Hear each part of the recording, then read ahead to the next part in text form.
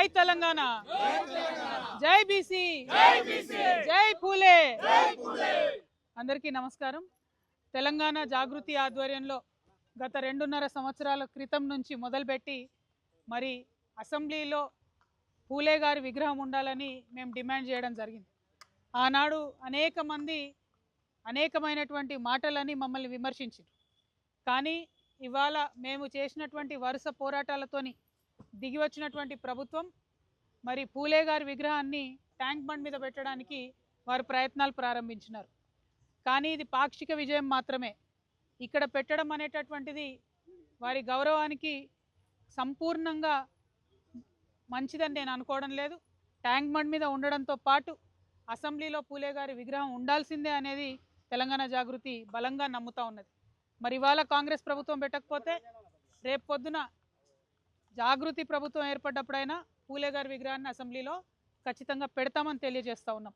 మరి ఇక్కడ ఇవాళ మేము సైట్ విజిట్ చేయడం జరిగింది. ఇక్కడ ఉన్నటువంటి ఎవరైతే ఈ పనులు చేస్తూ ఉన్నారో వాళ్ళు చెప్తా ఉన్నారు, ఇంతవరకు విగ్రహానికి సంబంధించి కూడా ఒక విగ్రహం ఉంటుందా లేకపోతే అమ్మ సావిత్రిబాయి గారితో కలిసి విగ్రహం ఉంటుందా అనేటటువంటి క్లారిటీ ప్రభుత్వం ఇవ్వడం లేదు. అదేవిధంగా మేము కోరుతా ఉన్నాం, ఎప్పుడంటే అప్పుడు ప్రజలు వచ్చి వారికి నివాళులు అర్పించుకునే విధంగా, వారి నుండి స్ఫూర్తి పొందే విధంగా ఏర్పాట్లు ఉండాలి. అందరికీ ఎప్పుడు ఓపెన్గా ఉండాలి. ఈ విగ్రహం క్లోజ్ చేసి పెట్టొద్దు. అదేవిధంగా ఈ చుట్టుపక్కల ఉన్నటువంటి అనేక విగ్రహాలకు సరిసమానంగా ధీటుగా అంతే ఎత్తులో అంతే గంభీరంగా ఈ విగ్రహం ఉండాలని చెప్పి మేము ప్రభుత్వాన్ని డిమాండ్ చేస్తూ ఉన్నాం.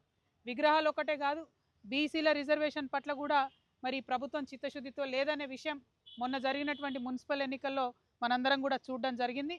ఇప్పటికైనా రేవంత్ రెడ్డి గారు జెడ్పీటీసీ ఎంపీటీసీ ఎన్నికల్లో అయినా రిజర్వేషన్ వర్తింపజేయాలంటే ఇప్పటికైనా కనీసం మీరు అఖిలపక్షం ఢిల్లీకి తీసుకొని వెళ్ళాలి. ఇప్పటికైనా మీరు నరేంద్ర మోడీ గారి ప్రభుత్వాన్ని డిమాండ్ చేయాలి, మీ దగ్గర పెండింగ్లు ఉన్న బీసీ రిజర్వేషన్ బిల్లు పాస్ చేయాలని చెప్పి. ఒకటెనుకొకటి పరీక్షలు ఉన్నా సరే, ఎండలు ఉన్నా సరే, ఏమున్నా సరే ఎన్నికలు పెట్టుకుంటూ పోతాం మేమని చెప్పి కాంగ్రెస్ ప్రభుత్వం ఏదైతే తొందరపాటు వైఖరిని ప్రదర్శిస్తూ ఉందో, మరి ఈ తొందరపాటు అంతా కూడా బీసీలకు రిజర్వేషన్లు దక్కకుండా చేసేటటువంటి తొందరపాటే అని చెప్పి మేము బలంగా నమ్ముతా ఉన్నాం. ఇది కరెక్ట్ కాదు.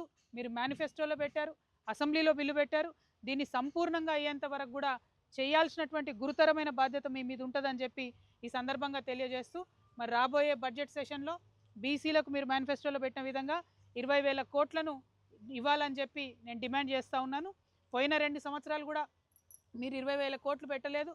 పెట్టిన దాంట్లో కనీసం 30% కూడా మీరు ఖర్చు పెట్టలేదు. కాబట్టి బీసీల పట్ల చిత్తశుద్ధి ప్రదర్శించాలంటే బడ్జెట్లో 20,000 కోట్లు పెట్టండి. ఏదైతే బిల్లు పెండింగ్ ఉందో బీజేపీ గవర్నమెంట్ దగ్గర దాన్ని సాధించడానికి ప్రయత్నం చేయండి. అసెంబ్లీలో పూలే బొమ్మను పెట్టడానికి కూడా ప్రయత్నం చేయాలని చెప్పి డిమాండ్ చేస్తూ, మరి చివరిగా తెలంగాణ తల్లి విగ్రహాలను పెట్టడానికి రాష్ట్రమంతా మీరు జీవోలు ఇచ్చారు. మేము మళ్ళీ మా జాగృతి నుండి చెప్తా ఉన్నాం, తెలంగాణ తల్లి అనేటటువంటిది ఉద్యమ కాలంలో ఎట్లా ఉండేనో అటువంటి తల్లియే తెలంగాణ తల్లి. బతుకమ్మ లేని తల్లి తెలంగాణ తల్లి కాదు, అది కాంగ్రెస్ తల్లి మాత్రమే. మీరు ఎన్ని విగ్రహాలు పెట్టుకున్నా, మీ అధికార దర్పం ప్రదర్శించి ఎన్ని జీవోలు ఇచ్చినా ప్రజల హృదయాల్లో మాత్రం ఆ బొమ్మకు అమ్మ స్థానం లభించదని చెప్పి తెలియజేస్తూ, బీసీల పట్ల మీ చిత్తశుద్ధిని ప్రదర్శించుకోవాలని ముఖ్యమంత్రి గారిని డిమాండ్ చేస్తూ ఉన్నాను. Thank you. జై తెలంగాణ, జై జాగృతి, జై పూలే. మున్సిపల్ ఎన్నికల్లో 60-60% చైర్మన్లు ఇచ్చాము, బీసీ చాలా మంది గెలిపించుకున్నామన్నటువంటి ఆలోచన వాళ్ళు చెప్తున్నారు. అంటే ఒక్కటండి, ఒక కార్పొరేషన్స్ ఏవైతే మన రాష్ట్రంలో ఉంటాయో దాదాపు 74 కార్పొరేషన్లు ఇప్పటికే ప్రభుత్వం ఇచ్చి ఉన్నది. అందులో అగ్రకులానికి సంబంధించిన ఒకే ఒక కులానికి మరి ప్రభుత్వం కట్టబెట్టడం జరిగింది. నామినేటెడ్ పోస్టులు ఎందుకు ఇవ్వాలి, ఎవరికి ఇవ్వాలి? ఎవరైతే డైరెక్ట్ ఎలక్షన్లో గెలవలేరో అటువంటి బీసీ వర్గాల నుంచి, అటువంటి ఎస్సీ వర్గాల నుంచి, మహిళల నుంచి, మైనారిటీస్ నుంచి, ముస్లిమ్స్ నుంచి, క్రిస్టియన్స్ నుంచి తీసుకొని ఇవ్వాలి. కానీ అట్లా ఇవ్వకుండా ఎవరైతే అగ్రవర్ణాలు ఉంటారో, ఎవరైతే బలమైన వర్గాలు ఉంటారో వాళ్ళకే నామినేటెడ్ పోస్టులు ఇస్తాం, వాళ్ళకే ఎలక్టెడ్ పోస్టులు ఇస్తామని చెప్పడం కరెక్ట్ కాదు. ఇవాళ బీసీలలో జాగృతి లాంటి సంస్థలు, ఆర్ కృష్ణయ్య గారు లాంటి పెద్దలు చేసినటువంటి పోరాట ఫలితంగా బీసీలలో చైతన్యం వచ్చింది. కాబట్టి మొన్న ఎన్నికల్లో ఆ రిజల్ట్ వచ్చింది. ఏ సీట్లో బీసీలు నిలబడ్డ గెలిపించుకున్నారు కాబట్టి ఆ రిజల్ట్ వచ్చింది. అందులో ప్రభుత్వం చేసింది ఏమీ లేదు.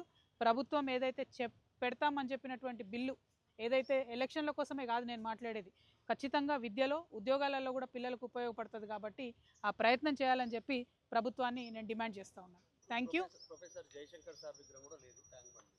మేము తెలంగాణ జాగృతి నుండి ప్రొఫెసర్ జయశంకర్ గారి విగ్రహాన్ని ఇవ్వాలని గత బీఆర్ఎస్ ప్రభుత్వంలో కూడా అర్జీలు పెట్టి ఉన్నాము. ఈ ప్రభుత్వానికి కూడా పూలే గారి జయంతి తర్వాత అర్జీ పెడతాం. ఎందుకంటే August 6th Jayashankar sir birthday కాబట్టి ఆ లోపల ఇచ్చేటట్టుగా పెడతాము. మేము తెలంగాణ జాగృతి యాజ్ ఎ ఆర్గనైజేషన్ మేము టేక్ కేర్ చేస్తాము. వారు ఏదైనా ప్లేస్ మాకు అలొకేట్ చేస్తే సంపూర్ణంగా ఖర్చు ప్రభుత్వానికి లేకుండా మన తెలంగాణ ఆత్మగౌరవానికి ప్రతీక అయినటువంటి జయశంకర్ సార్ని నిలబెట్టుకోవడానికి మేము ముందడుగేస్తాం. ప్రభుత్వానికి పూలే జయంతి తర్వాత అప్లికేషన్ పెడతాం. నిధులు విడుదల చేసింది కదా రాష్ట్ర ప్రభుత్వం తెలంగాణ విగ్రహం పేరిట. గతంలో బీఆర్ఎస్ ఒక స్టేట్మెంట్ చేసింది, సెక్రటరియట్ ఎదురుగా ఉన్నటువంటి రాజీవ్ గాంధీ విగ్రహాన్ని తీసేస్తాం, సెక్రటరియట్ లోపల ఉన్నటువంటి విగ్రహాన్ని కూడా తీసి తరలిస్తాం, ఒరిజినల్ తెలంగాణ తరలిస్తాం. మరి ఇప్పుడు రాష్ట్ర వ్యాప్తంగా పెడతా ఉంటారు, నిధులు విడుదల చేస్తారు. మీరు ఏంటి మీ స్టేట్మెంట్? నేనేమంటున్నా, ఇవాళ అధికారం ఉంది కాబట్టి ప్రతి చోట పెడతాం, ప్రతి కలెక్టరేట్లో పెడతాం అంటున్నారు కదా. అట్లా బలవంతంగా ప్రజల మీద ఒక ప్రతీకను రుద్దినటువంటి ఏ ప్రభుత్వాలు కూడా బాగుపడలేదు. వినాశకాలే విపరీత బుద్ధి అంటారు. కాబట్టి ఆ ప్రయత్నం కాంగ్రెస్ ప్రభుత్వం చేస్తుందని నేను అనుకుంటున్నా. అట్లా చేయకుండా ప్రజలకు నచ్చినటువంటి విగ్రహాలను పెడితే ప్రజలు హర్షిస్తారు. అంటే మున్సిపల్ ఎన్నికల్లో గొడవలు జరిగాయి, కేతనపల్లిలో సుమన్ అరెస్టు, ఇట్లాంటి అంశాలు ఎట్లా చూస్తుంది పార్టీ? అంటే ప్రజలు హంగ్ తీర్పు ఇచ్చారండి. ప్రజలు సంపూర్ణంగా ప్రజల విశ్వాసాన్ని ఏ పార్టీ కూడా చురగొనలేకపోయింది.